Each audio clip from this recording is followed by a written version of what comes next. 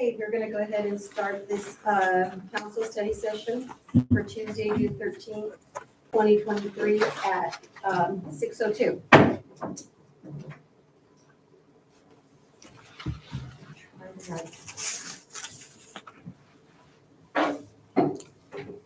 So I'm going to go ahead and go on to old business. There is none. New business. Discussion of resolution 2023, resolution of the Council of Mapleton, Washington, appointing municipal court judges.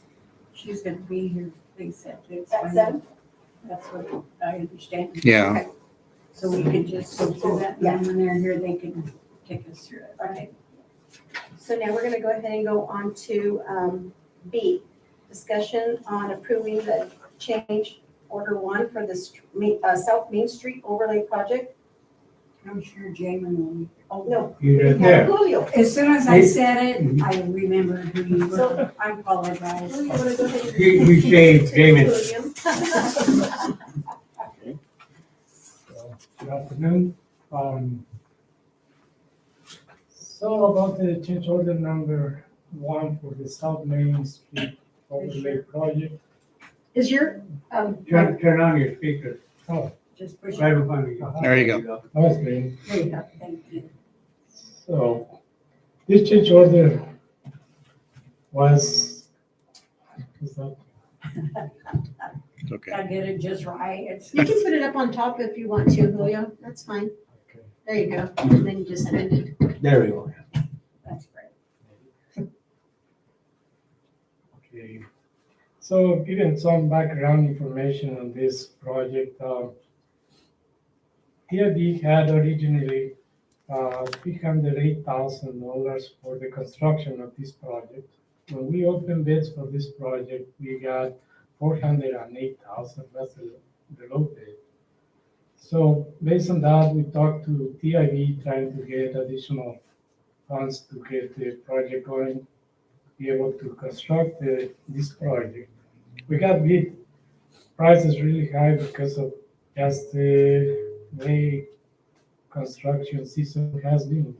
Bid prices being very high, especially on HMA, the asphalt pavement, and all the items come really high. Even that, we got a bid that was 33% higher than the amount of money available for that. So we talked to TIB, and after talking with them, the decision was made, look for any items that you can eliminate from this project so we can have enough.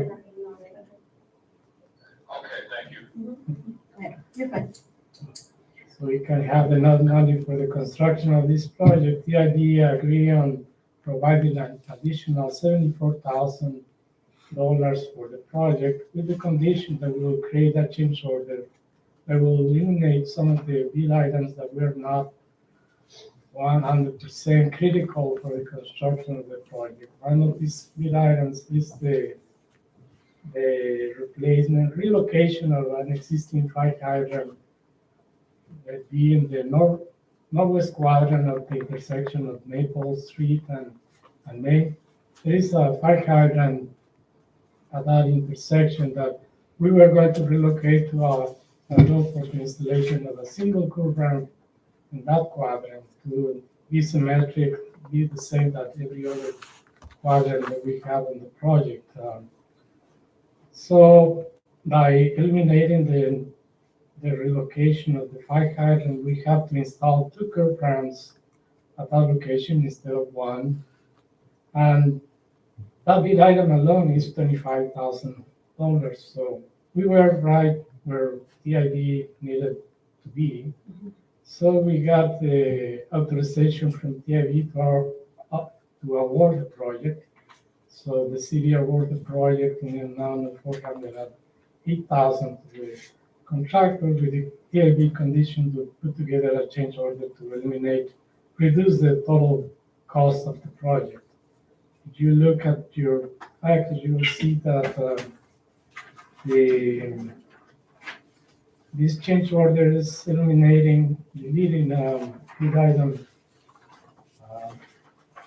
bid item number 11, which is the relocation of the existing bike pattern at that intersection.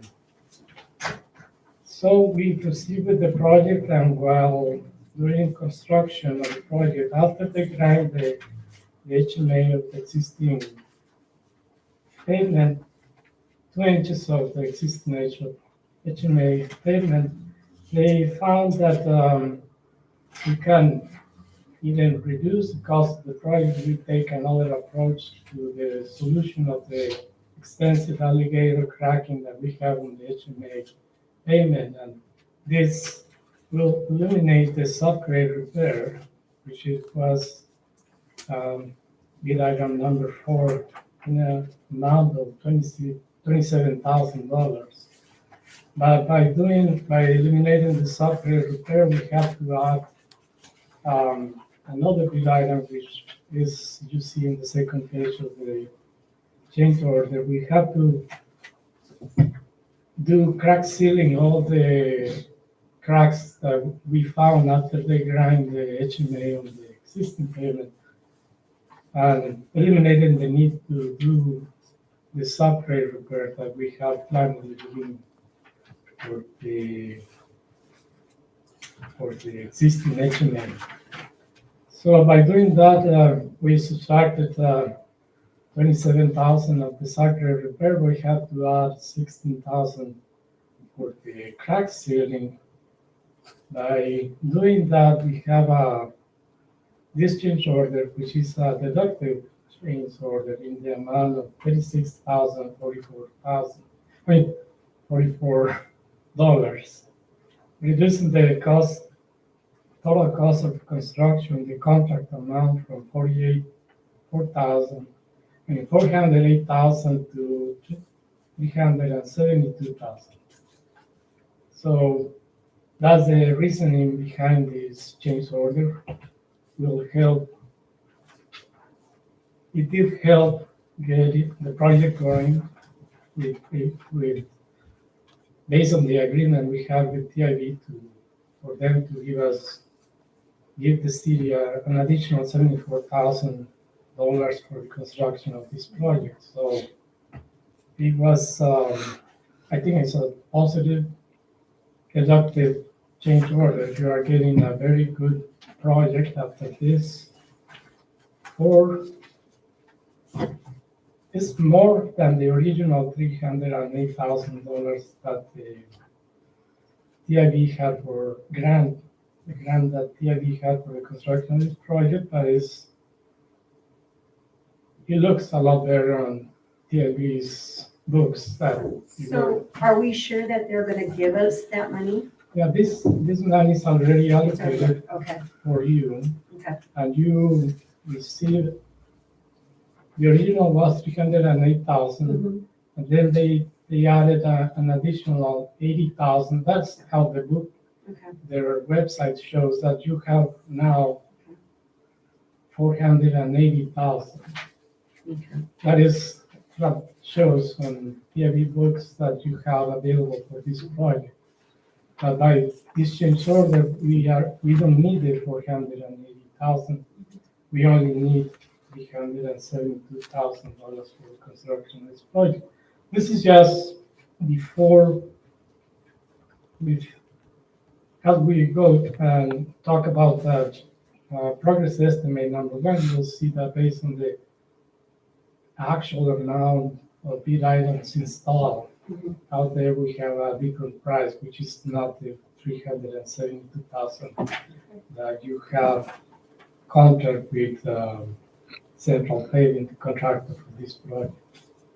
So, if you have any questions, I can try So we're to. just eliminating that number 4 and number 11. That's what we're gonna eliminate, the Yeah, so eliminating bid item number, grade repair and then hydrant relocation.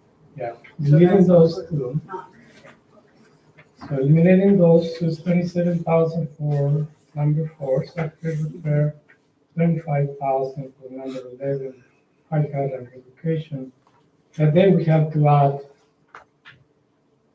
bid item number 21, crack ceiling in the amount of 16,000.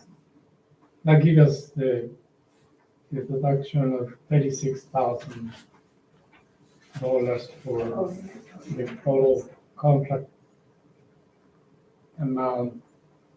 Okay. So you look at change the contract price, so the original is 408,000 minus 36,000, which is the deductive amount by this change order number one, for a total of 372,000. So what we are asking is for the city to authorize this change order. We'll submit this to TIB so they can adjust their books to this new number, 372,000, and then when we talk about progress estimate number one, you will see what the final number is going to be. Again, this is 100% grant for the city of Norton, so When would this project take place? When's this project gonna take place? oh, this is the one we just built. This Over is here. South Main South. Street Okay, but we're- overlay. so I remember we did talk about the fire hydrant before this was gonna start. So they didn't do the fire hydrant after all. It's gonna stay where it is. Yeah, it did stay where it is. Stay where it It's, is? Okay, I- Maple and. Yeah, I thought they were gonna move it. Well, that's what they took Took off. off. Yeah, that's what I'm but- saying. Yeah. I guess I didn't understand that. To recoup the money that we need to recoup to do the project, there's three things that are eliminated. Right. The 11 and 4, right? Yeah. And then there's another one, 21 on the next page, I think. The crack ceiling. Yeah. For the truck actually. Okay. That's probably one of the more important ones of the three, I think. Yeah. Yeah, and they did that crack ceiling before they paved, so they ran the existing HMA 2 inches of it. And then they exposed all these cracks, and that's why we went from subgrade repair to crack sealing. Like sealing all those cracks will eliminate the reflecting cracking that will happen if we have not sealed those cracks in the new pavement, extending the life, the useful life of the HMA. Okay. So I don't know exactly when this road, South Main, was overlaid previous to this project, but after a few years and the amount of truck traffic that you have with this, and without sealing those cracks, you will have cracks in the new pavement. By doing the crack sealing, you are eliminating or extending the life of the new HMA. All right, any questions?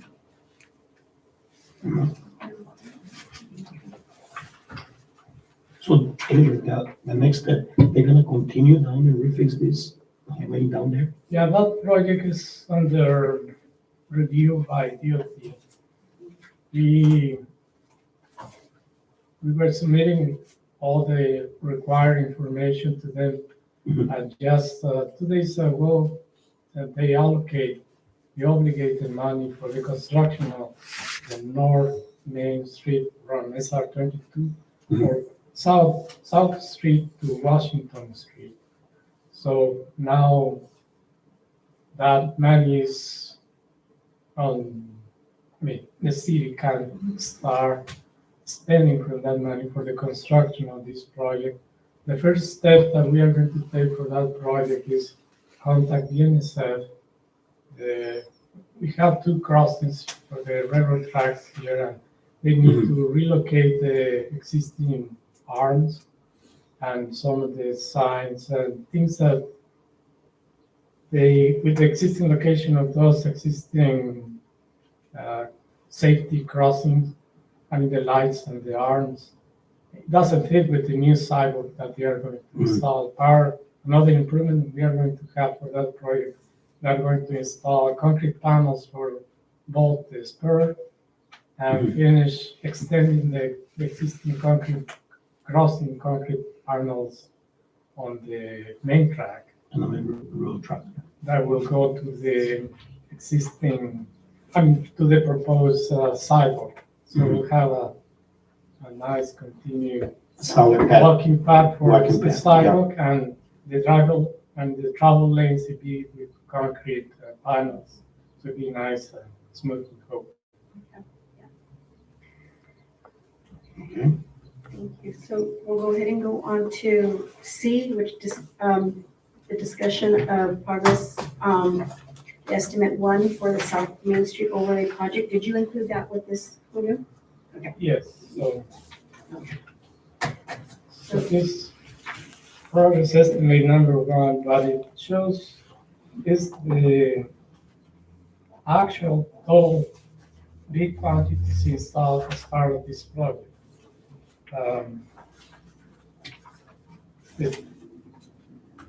As you can see on page 2 of this progress estimate, we have the population of the bid items and the actual amount that the contractor installed and the total. You can see for number 4, we have a 0 because that's upgrade repair bid item was eliminated, was deleted from the project.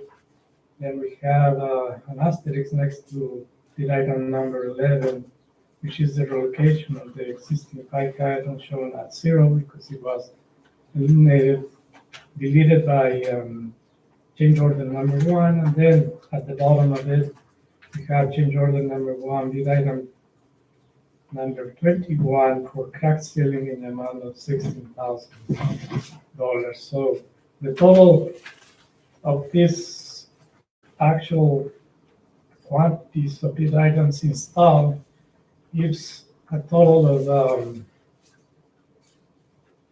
$332,000, which is the actual amount that the contractor will get paid for the construction of this project. So you see by change order number 1, we reduce the total contract price from $408,000 to $372,000.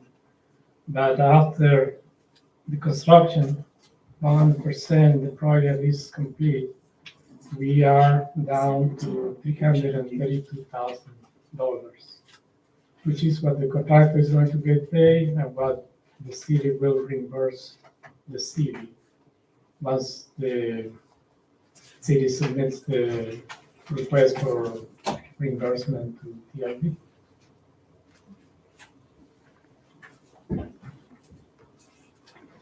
So this is just a summary of total quantities, the amount of total quantity installed per bid item. It shows the bid price for each one of the items that the contractor proposed for each one of the bid items. And this contract, every contract usually the city has a retainage of 5% of the total amount to be paid to the contractor. But in this case, contractor submitted a retainage bond, which takes place of that. You still can go use that document if something on the warranty fails. It's just a way to make sure that the contractor pays all his subcontractors. It's just a way to making sure. So if for any reason there is a claim from any of the subcontractors that he didn't get paid, then that document becomes critical, the retainage bond.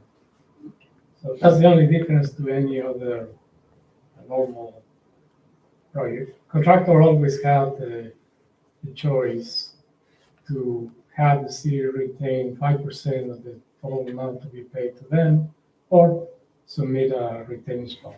They opt for the second in this case. So that's why we show no retainage and a total of $332,000 to be paid to the contractor.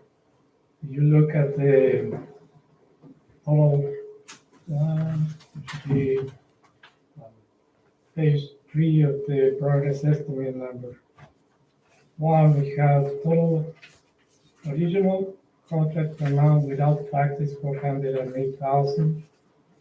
Contract amount, we change order number 1, 372,000, and comparing that to the total amount to be paid to the contractor of 333,000, we are using 89% of the total available funds for the construction of this project, which is a savings of 11% compared to the available money for the construction project.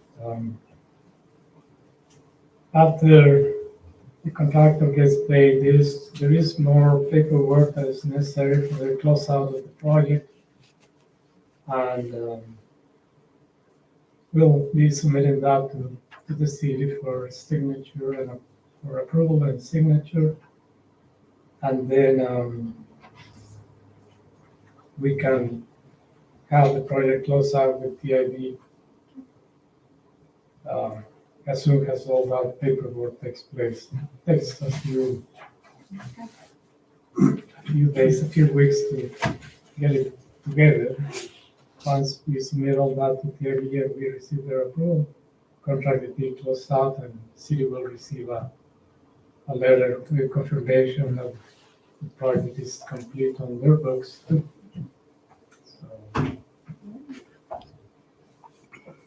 Any questions? No. That side done? That side is done. Okay. That side is complete already. yeah, now it's. It looks nice. We worked with the project with Jose, trying to see if there is anything that he remember that was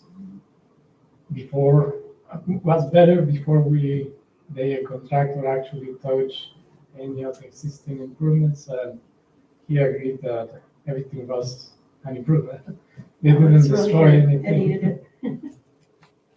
They didn't destroy or, as far as I know, at least there is no claims from the neighbors about any damage to existing improvements. So, Can I ask a question? I have a letter. Are you going to discuss the BNSF Railway, that information that, we can talk about that. That's what I was saying. yeah, I have the We letter. have a letter that we need to send to BNSF, and that is a notice to proceed for them. You see with BNSF, and this is for the North Main Street project. This side done? Yeah, this, yeah, and that is, we hope to advertise maybe next week if we receive the green light from DOT. We are depending on them.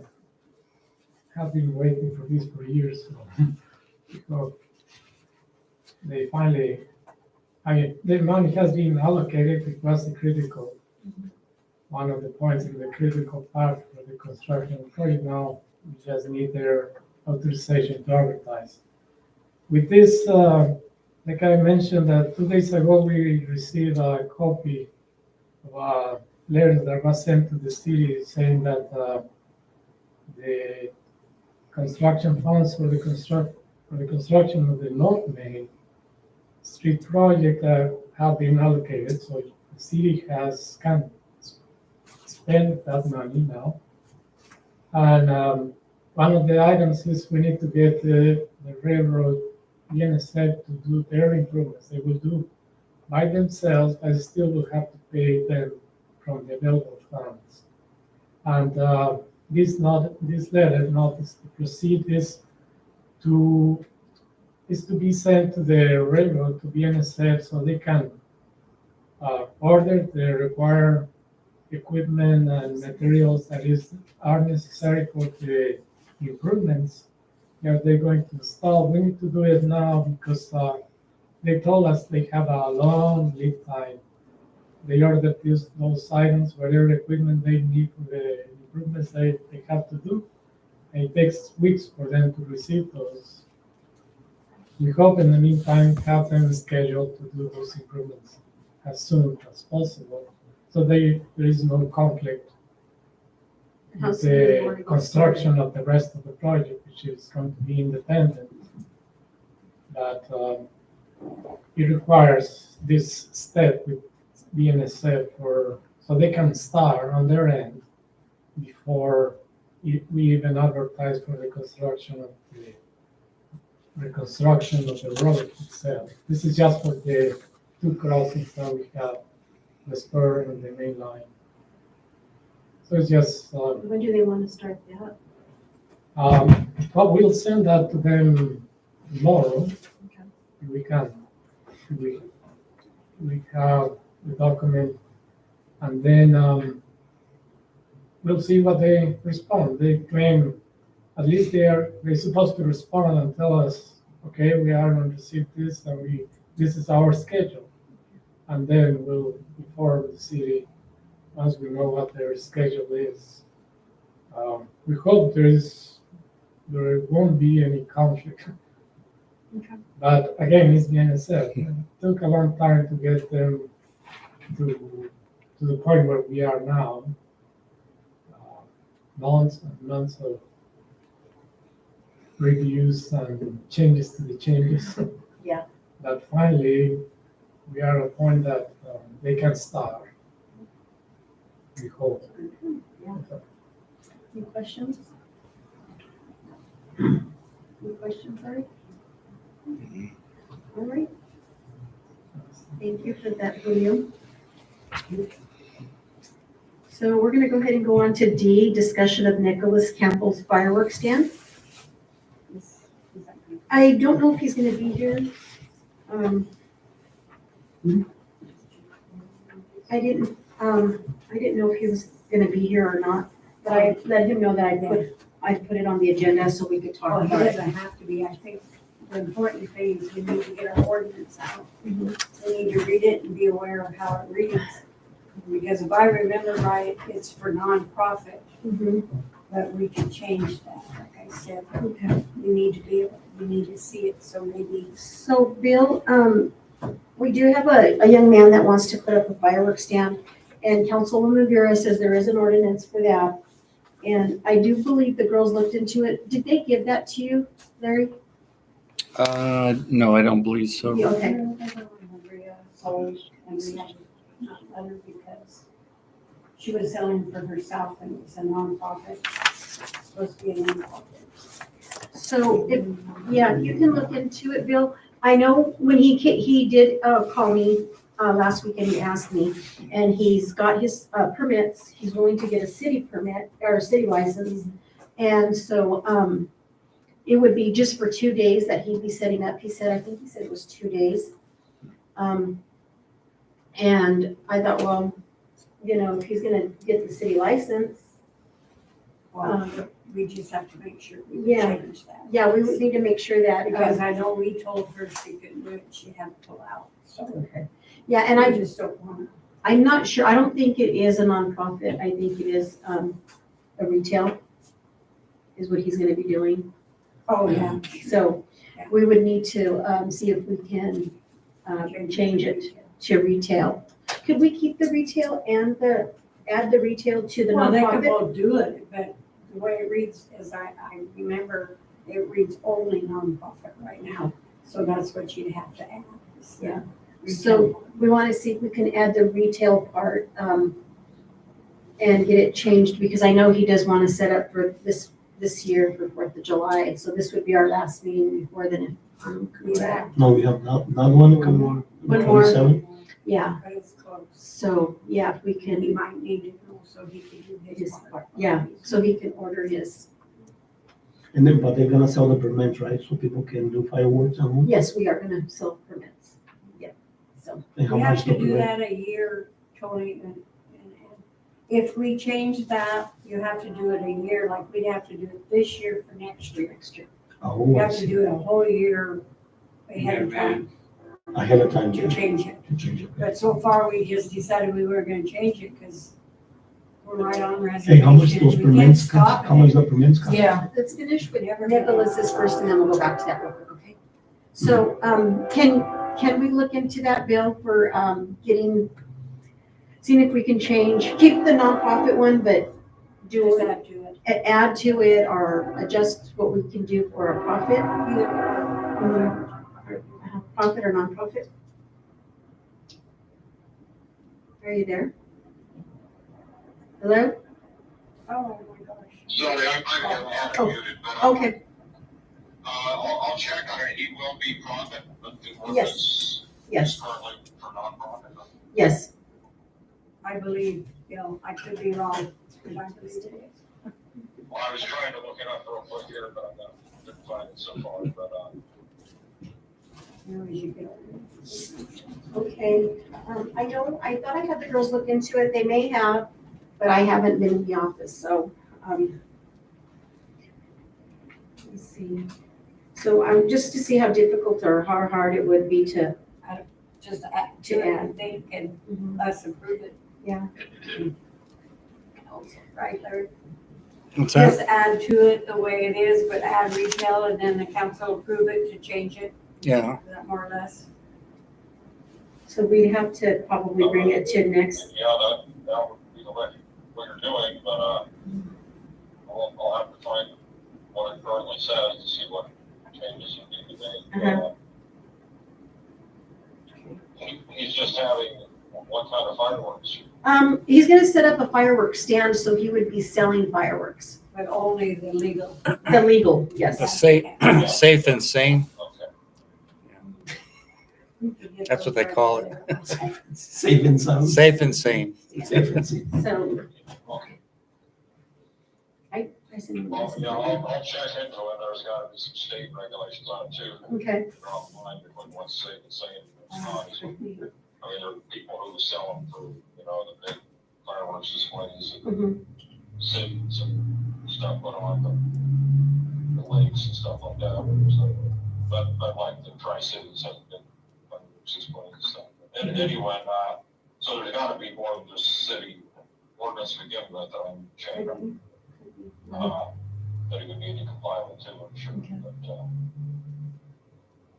but, okay, Thank you, Bill. thank you. And we will look into it too a little bit more. I did reach out to him, so I'll just, wait to see what he answers. I don't know, try to get it kicked Yeah. as soon as we can, Okay, so he won't be on. okay, we're gonna go ahead and go on. Oh, real quick, for your question that you asked, the permits for fireworks stands are for fireworks are 25. 25, 25. yes.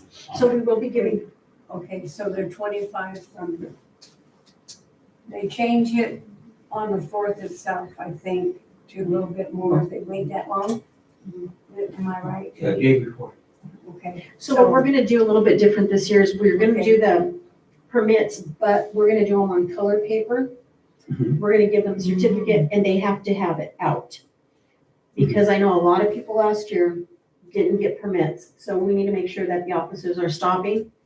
I need to see your certificate or have it on your house. Mhm. And if they don't have it, you need to stop them right there and then. Or just tell him to put him in the front door or whatever he can see, the police can see, without a permit. And they know for sure they have it. We'll do that, okay? Okay, well, I do see it now, it's under chapter 5.12 of the code, but I haven't had a chance to look through. Okay. it all yet. okay. So we're gonna go ahead and go on to E then, which is a discussion of the flock safety cameras. So I'm gonna let the chief go ahead and, go into detail about those. Somebody have a different one to loan me. This one. Mine is working pretty good. Can you hear me okay? Okay. Yes. Okay, so I'm gonna talk about what the flock safety camera is. I know you have a little handout and it kind of briefly describes what they are, how they work.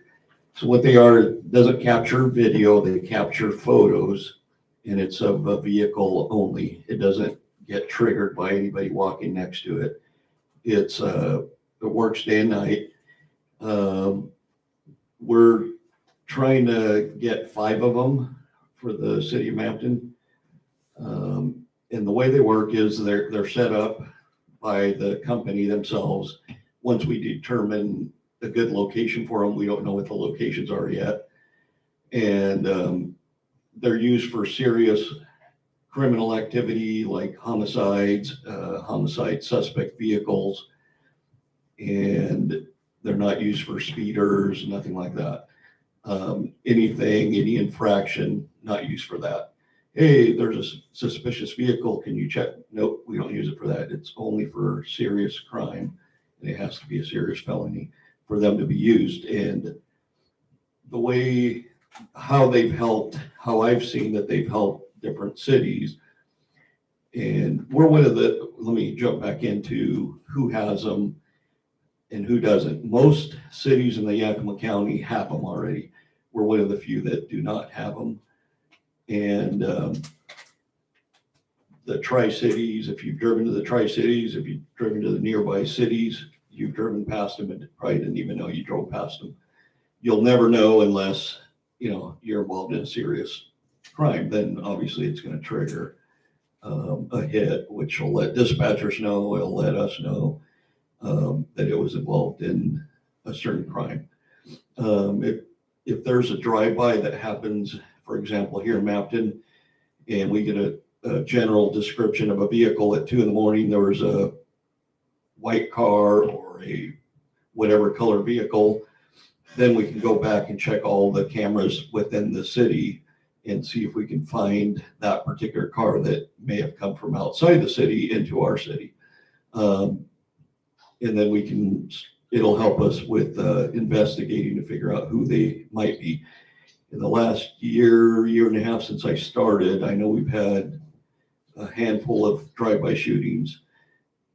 Without getting into specifics, there's 2 drive-by shootings, separate ones that have happened in our city that were involved in a homicide in the neighboring city, and one happened in Tri-Cities. So the same the shell casings that were found in our city were involved in 2 different homicides. So they're very effective. If we can get a camera set up, if we had them at the time, we probably could have figured out who the shooters were back when it happened. The other thing, I'm going to give you a few examples of what I've seen when I've been working and seen how they've worked in other cities. Richland Police Department had a homicide probably a good month or so ago. And that's one of the ones where they made an arrest in Sunnyside. That same one was involved in one of our drive-by shootings here. We still don't know who the shooter is, but they were able to find the vehicle in Sunnyside after it was involved in Tri-Cities. So they entered the vehicle information in Tri-Cities, and then they found it driving around through the flock cameras in Sunnyside. And that's how they arrested the people involved. There was another shooting in Richland that happened probably 2 months ago, and the vehicle left Richland, shot a person, didn't kill him, and then they had enough vehicle information that the flock cameras started triggering here in Sunnyside, Toppenish, and then they found the suspect and the vehicle in Toppenish, and they made an arrest there. There was another one that happened in city of Wapato probably 3 weeks ago, and they had enough information on the vehicle. It just left Wapato, made its way to Toppenish, and in Buena they found the vehicle, and they helped identify it through the flock camera because they checked right away and saw, oh, there's a vehicle matching description. They were able to find it in Buena, got in a small pursuit. People took off running. They recovered a couple guns, made a couple arrests on their homicide in Wapato. And that's another example. This weekend when I was working, it was either Friday or Saturday. Friday night, there was a vehicle stolen at a bus road. I believe it was either Saturday or Sunday. Flock camera in Grandview showed that the vehicle was there. They found it. They made an arrest of 2, at least 1, but they found it in Safeway in Grandview. And so they were able to make an arrest and return the vehicle to the owner. So they're very effective. What they cost. So to get 5 cameras, they cost about $3,000 per camera. That includes service, that includes installation, that includes any data that we retrieve from it while it's active. And the Yakima County, through their ARPA fund, is reimbursing a lot of the smaller cities, like, I'm not sure what cities, but some of the cities in the Lower Valley, they're reimbursing through the county's ARPA fund, the amount for flock cameras. The county decided that there's a lot of crime happening in the Yakima County area.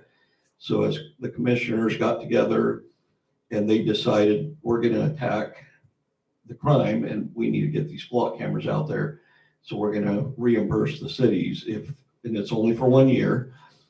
And so they will reimburse for the 5 cameras once the city pays for it initially.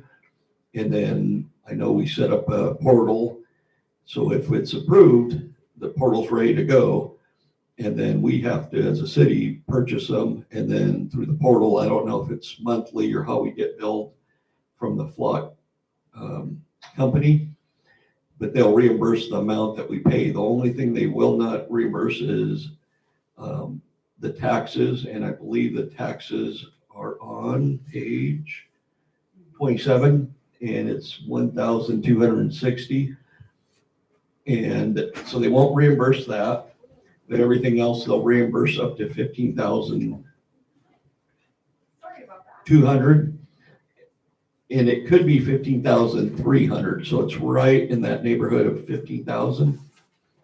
They'll reimburse and then the city will have to pick up the tax portion. And it's good for 1 year. There's an agreement attached. And hopefully, I know I sent it over to Bill, so I think Bill had a chance to read it, hopefully. But it's a generic agreement with every neighboring city has the same agreement. They just changed the name pretty much. But it's just, what the user agreement is. There has to be some type of agreement so it's not misused and what the amount is and things like that. So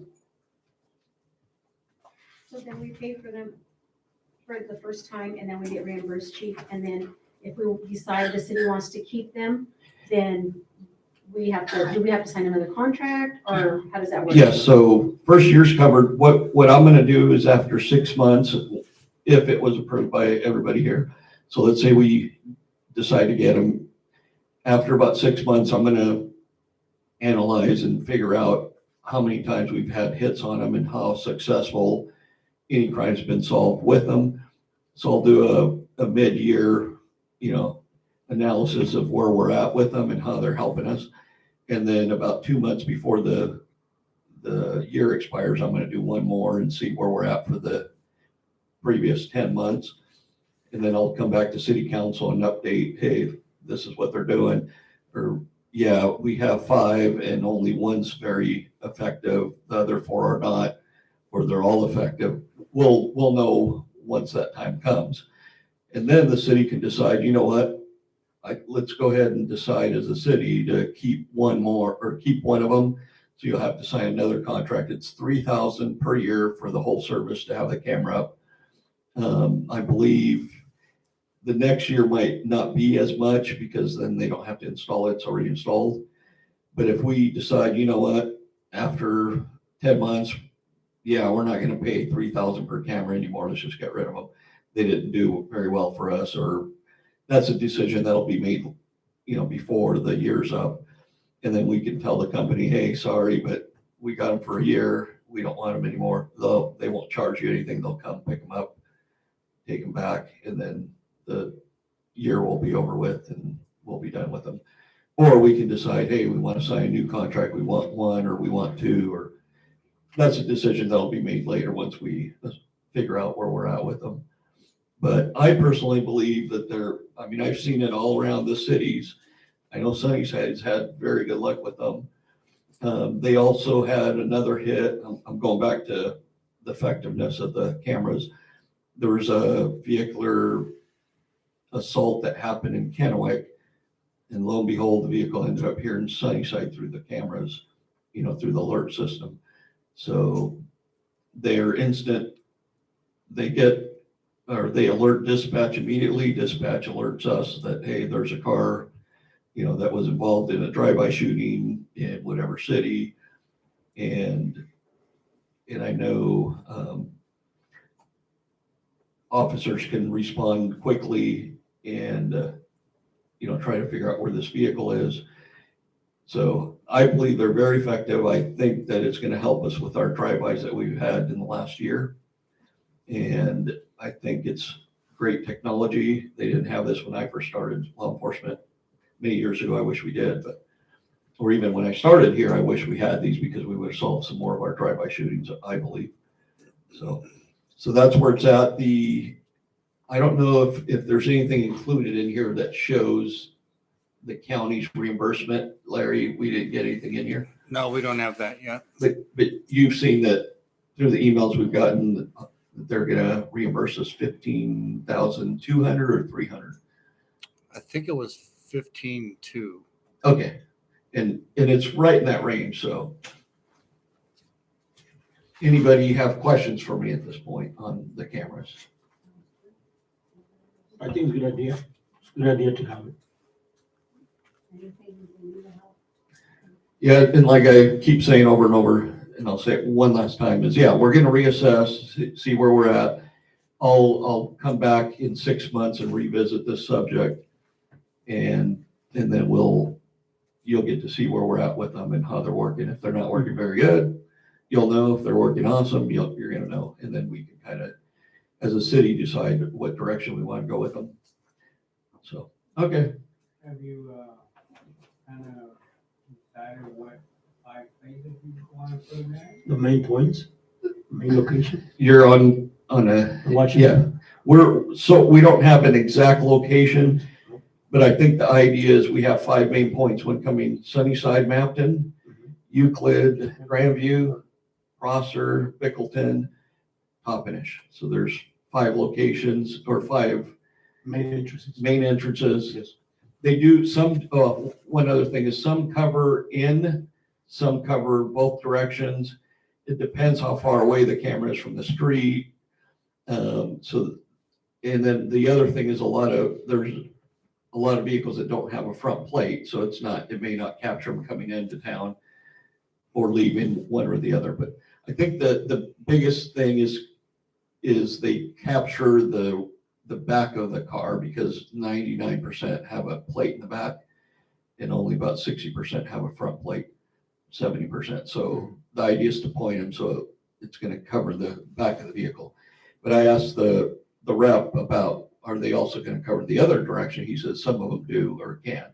It depends on how far away they are from the roadway. If it's a double lane, 2 lane, and I think everything we have here is a 2 lane, so there's a good chance we'll cover. Yeah. So, any other questions on that? That's good. I think it's a good idea. And I think, Oh, Bill has a question. yeah, go ahead, Bill. Well, the contract incorporates the order form, and the contract says it'll renew automatically unless 30 days before the end of the term that you terminate it. I notice now the order form says initial term 12 months, it says renewal term 24 months. So are they saying that if you renew, you're renewing for 2 years at a time, or are they? And what would they require the whole 2 years payment up front as they do for the 12 months? So Yeah, when I talked to him, he said that for 1 year, you can decide if you want them or not. If you don't, that they will come and pick them up, and it's just for the year, is what the rep told me. So I can clarify with him. I know that what I was trying to do is try to beat the July, I believe, July 1st or July 3rd. There's a deadline that we're trying to beat, so they can come out here sooner. Otherwise, we got to wait like an extra 1 or 2 months before they can install them. But yeah, that's something I can check with them tomorrow and make sure that, and if we are going to decide to cancel them, then yeah, we want to do it ahead of time before the 12 months per that agreement. As far as a 2-year, I'm not sure on that, but he told me 1 year and you can get rid of them and it won't cost you anything after that. Yeah, because the contract itself, I don't believe refers to anything other than, it doesn't say the 24 months in the contract itself. So yeah, that would be something to make sure you clear up because, and yeah, and somebody would need to, I know you say you'll evaluate in 6 months, but in any event, as far as someone should calendar it 30 days before the expiration to let them know if you're not going to. Yeah, we'll probably, Was it automatically renews? yeah, we'll probably do it at the 10-month mark and decide at that point. That way we make sure we don't miss that 1 month deadline. How long does it take them to install it? Because are you paying for the time that they're taking to install it? When does the 12 months, because the 12 months seems to run from the date of the agreement. So if it takes them a month to install it or something, you're kind of losing a month. But Right, yeah, I want to make sure that it's the day that they're installed and up and running, not, because we can have an agreement now, sign it, and it could take them 3 months to, we don't want to lose 3 months. So I'm going to make sure that it's done when they start charging us the day that they're active and able to be used.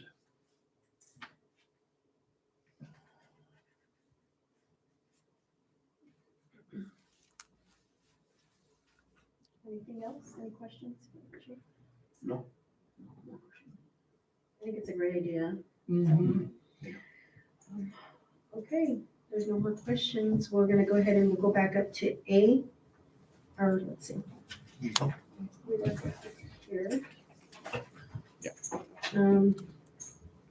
Yes, A, discussion of resolution 2023-18, resolution of the Council of Mampton, Washington, appointing the municipal court judges. Hi there. So go ahead and step up to the Okay. podium. All right, well, I'm Therese Murphy. Thank you so much for letting me come down and speak with you today. Thanks. Um, I stopped by to visit with Larry a couple weeks ago, I think, now to talk about the court services that we provide. I know Larry's pretty new in his position, and I wasn't exactly sure at how well-informed the council was about the court services that we do provide for Mampton. We started our arrangement with Mampton in 2017. I believe Finn Hagelin was here at the time, so it's been a while ago, right? At this point, we entered into a contract with you, and then we recently renewed it in 2021. It's set now to expire at the end of 2025. But I wanted to kind of share with you the services that we provide the city of Mampton. So I'm asking you to appoint the judges because they need to be appointed. The city of Mampton still has a municipal court. So when the district court judges are sitting on the bench in Grandview, which is where we hear all of our Mampton cases, they're sitting as Mampton municipal court judges, okay? And so we need to have them appointed. And so that's something that they've been appointed this whole time, but we had a new judge come in, and I don't know if any of you are familiar with him, but Gary Hinsey is our newest judge. He replaced Judge Kevin Roy on the bench. And so we need to make sure that he is appointed in particular. But I just wanted to kind of talk to you a little bit about our services. So when the chief issues a citation, doesn't matter if it's an infraction or a criminal offense, it gets filed in district court. What we do for you, or filed in municipal court, Mampton, Grandview District Court, what we do for you is we process that case from beginning to end. So when the case lands in court, my staff go ahead and process it. They enter it into discus. They'll set it for a court hearing. They'll set out all the summonses. We'll have the person come into court. The judge will hear the case. That can happen. There could be several hearings attached to every case. And then we follow it all the way through to disposition. So that includes reporting any convictions to the Department of Licensing if required, issuing any warrants if that's what needs to happen, setting up accounts receivable, collecting fines, fees, and costs if the judge imposes that. If they don't pay, we send it to collections and we monitor all of that. The court process itself, we manage all the interpreter requirements that are associated with cases, because that's what happens. You have to have a court certified interpreter in all of our cases. And so we manage all of that. If there's a jury trial on any Mampton case, we have a contract and we get the jurors from the Superior Court. That's That's how that works. And so we manage that. We handle all the costs associated with jury services. So from just literally from beginning to end, we manage the whole thing for you. At the end of the day, we actually obviously charge you a fee for that, right? And so there's a cost. In 2022, we charged you $13,991 for that. Every fine fee that we collect on all the cases that are submitted to us is then remitted back to you. So we don't keep any of the fines or fees. We send them back to you. So in 2022, we sent you back $6,624. So we charged you about $14,000 and sent you back $6,000. That's how that works, if that makes sense. If you look at your filings, I was kind of looking at that today so I can kind of get a sense of where your filings are at. In 2013, well, actually 2014 was your highest year of filings. You had 1,112 filings in 2014. In 2022, you had 67. Yeah, so they've dwindled down significantly for whatever reason, but they are a lot smaller than they were. And in 2021, they were 200. So in 2020, there were 108. I can share, I have these all printed out for you, so I'll provide them to you. So you can have all the materials. But the filings have dropped. So I want to explain to you a little bit how we come up with the costing for the city of Mapton. In the simplest form, so let's say that in district court, we have 1,000 cases. And you file 10 cases in district court, or 100 cases in district court. That's 10% of our filings, right? Let's say our budget is $5,000. You're going to pay 10% of that $5,000 budget. That's the cost to the city of Mapton. So what? $500. That's how it works. So we take our overall district court budget and we look at your filings and we go, okay, well, you represent this percentage of all of district court's filings. And so you pay that amount in the budget. Now, what's not included in the cost that I'm charging you is your public defender and your prosecutor costs, as well as your whatever your jail costs are. And I believe you contract with the city of Sunnyside. I think that's true. Is that right? For jail costs? For jail? Yeah, there and. Yeah. Oh, you do have a contract with county? Okay, yeah. So and then I think and the prosecutor is Joe Brusick's office, if memory serves me correctly. But I don't remember who your public defender is. Is that Paul Kelly? My memory of this, and I wasn't involved in it, I have a feeling it is the Department of Assigned Counsel with the county. But that's not included in the cost that we charge you, okay? So for this year, based upon your filings from 2022, for this year, we're charging the city of Mapton $20,155 for court services. That's what we're charging you. And then again, any fines, fees, or costs that we collect, we then return back to you. Okay? So I have these for you, and I think I have enough because I printed off 6 of them. Can I just approach you and give them to you? Larry, I think I might even have an extra one for you. Okay, thanks. Here you go. Thank you.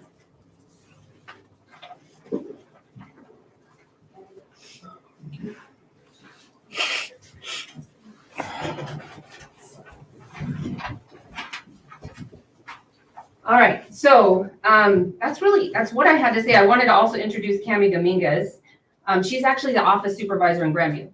So if there's any issues with any filings for Mapton's cases, she would be your first contact because she will be the one to be able to manage all of that. She does it for the city of Grandview because we have a contract with them. And then all of our state cases, Zilla and East, land in Grandview District Court at the Grandview location. That's how that works. Do you have any questions for me? I know it's a lot of information all at once, isn't it? That's pretty meaningful. Well, how do we go about, what's the process of appointing the judge? I prepared that resolution form. Did you have that? Okay. Yeah, so I just literally need you to sign off on that resolution form. Now that the resolution, it appoints the judges for 4 years. There's actually a statute that says the judges have to be appointed for 4 years. And so we try and fall in line with that statute because I don't want to run afoul of that. So that's why that's the reason for the length of time that I've articulated in the resolution.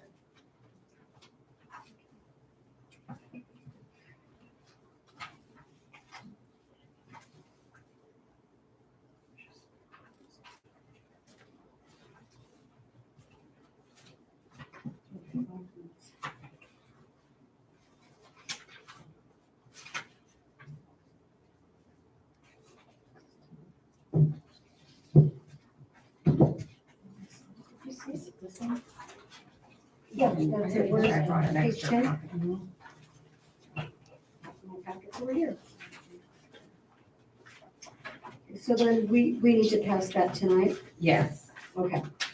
So we'll go ahead and, if nobody has any questions, we'll adjourn this meeting right now, and then we'll have a 10-minute break, and then we'll go ahead and go in to our, council meeting where we decide and. Oh, decide on okay. that. Okay? Okay, that sounds great. Thank you.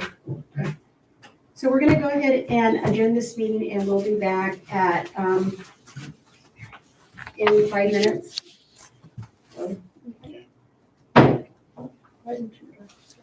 We'll call you right back, Bill. Thank you. Okay.